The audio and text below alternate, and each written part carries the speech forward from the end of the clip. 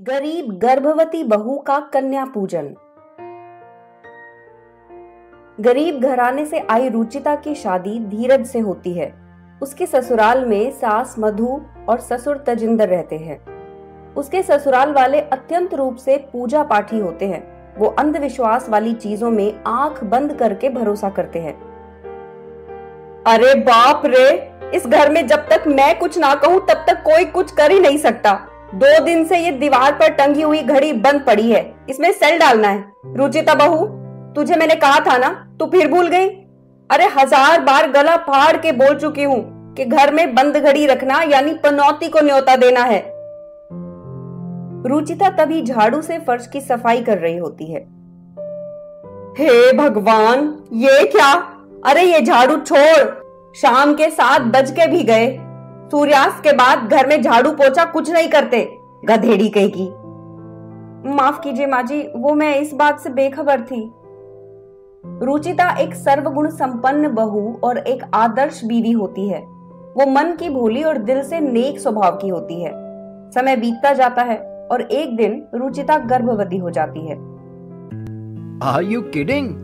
क्या मैं सच में बाप बनने वाला हूँ? हाँ धीरज जी, आपने सही सुना। हाय, मैं तो अब दादी बनूंगी। मेरा सपना पूरा होने वाला है। अब मैं अपने पोते की बहुत देखभाल करूंगी। तुझे गोंद के लड्डू दूंगी, फल फूल दूध दही हर शुद्ध आहार वाला खाना खिलाऊंगी। देखना तू, मेरा पोता एकदम तंदुरुस्त पैदा होना चाहिए। क्यों तजिंदर जी? और क्या, मधु जी एकदम सही बोल रही है। मैं अभी शंख फूंकता हूँ। अरे भाई, इस खानदान का वारिस आने वाला है। हाँ पापा, मेरा बेटा आने वाला है। लेकिन आप सब बेटा बेटा क्यों कर रहे हैं? ऐसा भी तो हो सकता है ना कि बेटी हो। नहीं नहीं, होगा तो सिर्फ और सिर्फ लड़का। रुचिता बहू, हमें पोती नहीं पोता ही चाहिए। हाँ, लड़कियों का क्या है, वो तो पराया धन होती हैं। अरे लड़का होना चाहिए।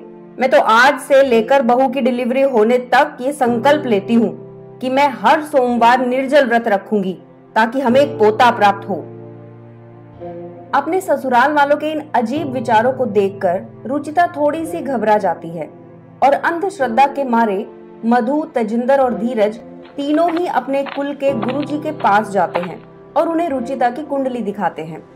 रुचिता की कुंडली देखकर गुरुजी कहते हैं, हे भगवान, ये तो घोर अनर्थ होने वाला है। क्या हुआ गुरुजी? मधु जी, आपकी बहू रुचिता को एक बेटा नहीं बल्कि जुड़वा बिटिया होने वाली है।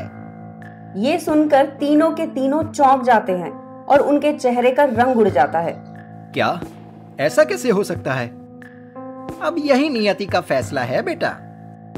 इस सब के बाद धीरज, मधु और तजिंदर तीनों ही रुचिता से बच्चा गिराने की मांग करते हैं। रुचिता, इस बच्चे को गिरा दो, अबॉर्शन कर लो, क्योंकि हमें एक बेटा नहीं जुड़वा बिटिया होने वाली है। गुरुजी ने तुम्हारी कुंडली देखी। क्या? धीरज जी, आप ऐसा कैसे उनकी बातों में आकर? और अगर जुड़वा बेटियां होंगी तो उसमें बुराई क्या है? मैंने कहा ना, बच्चा गिरा दो, दैट्स इट। रुचिता की बात कोई नहीं मानता। घर वाले इसी जिद पर अड़े रहते थे कि उन्हें बेटियां नहीं चाहिए, लेकिन रुचिता भी अपनी जिद पर अड़ी हुई रहती है और वो अपना बच्चा गिराने से इनकार कर देती है। फिर एक दिन, ए लड़की, तुझे हम सब पिछले 7 दिनों से कह रहे हैं कि तेरे पेट में पल रही पनौतियों को मार दे। अब क्या हम ही अपने शुभ हाथों से तुम्हें जहर पिलाए क्या? देखो, मैं एक तो क्या 2 बेटियों का बोझ नहीं पाल सकता। एक वक्त पे जुड़वा बेटे होते तो मैं ढोल नगाड़े बजाता, लेकिन बेटियों का होना किसी मातम से कम नहीं। नहीं, मैं अपने शिशुओं को नहीं मारूंगी, चाहे कुछ भी हो जाए। ठीक है, फिर दफा हो जाओ मेरे घर से। धीरज रुचिता को धक्का मारकर घर से बाहर निकाल देता है। बेचारी रुचिता, उसके मायके में उसका कोई नहीं होता सिवाय उसकी बूढ़ी दादी माई वसुंधरा के। रुचिता रोते हुए अपनी माई को सब बताती है। हिम्मत मत हार बिटिया, सब ठीक हो जाएगा, दुर्गा माँ है ना। धीरज दूसरी शादी कर लेता है और रुचिता अपना और वसुंधरा का पेट पालने के लिए फूलों का पूजा हार बनाना शुरू करती है और उसे गांव के दुर्गा मंदिर के बाहर बेचने लगती है। हार ले लो हार, 20 के 3, 20 के 3, हार ले लो हार। रुचिता रोजाना दुर्गा मंदिर में जाकर दिन के तीनों पहर दीप जलाती है और देवी माँ की पूजा आराधना करती है। नवरात्रि का त्योहार आता है। रुचिता रात भर जागकर हार बनाती और उन्हें बेचती। वो खुद भी अपने घर पर मिट्टी के घड़े में घट स्थापना करती है और सुबह शाम बस देवी माँ की पूजा करती रहती है। अष्टमी के दिन वो वसुंधरा से कहती है, माई आज अष्टमी है, मैं फटाफट हार बेच कर आती हूँ और काजू किशमिश भी लेकर आती हूँ। आज शीरा चना और पूरी का भोग प्रसाद चढ़ाना है और कंजकों का पूजक भी करना है। ठीक है बिटिया, मैं तब तक गली की 9 छोटी छोटी कन्याओं को न्योता देकर आती हूँ। रुचिता हार बेचकर फौरन घर वापस आती है और शीरा चना और पूरी का प्रसाद बनाती है और सबसे पहले माता रानी के आगे रखती है और अष्टमी पूजन करके वो 9 कन्याओं का पूजन करती है और उनके सर पर माता रानी की चुनरी उड़ाती है और उन्हें खाना खिलाकर उपहार भी देती है और सभी कन्याएं उसे आशीर्वाद देती हैं। अरे दीदी, आप हमारे पैर मत छूइए, मैं आपको पूरे मन से आशीर्वाद देती हूँ कि आपको एक तंदुरुस्त बच्चा हो। हाँ, और आप खूब खूब तरक्की करो जीवन में। कन्याएं रुचिता के पेट पर हाथ रखकर आशीर्वाद देती हैं। कन्या पूजन एक बहुत ही महत्वपूर्ण हिस्सा होता है नवरात्रों का। कन्या पूजन करके लोगों की सारी दुविधाएं मिट जाती हैं और उनकी सभी मनोकामनाएं पूरी हो जाती हैं। और ठीक नवरात्रि के 5 दिन बाद रुचिता के घर के दरवाजे पर कोई आता है और कहता है, रुचिता जी, हमने आपके हाथ के बने फूलों के हारों की बहुत प्रशंसा सुनी है। पूरे गांव में मशहूर है वो।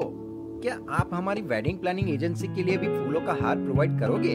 डेकोरेशन डिपार्टमेंट हेड बनकर आप में क्रिएटिविटी कूट कूट कर भरी हुई है।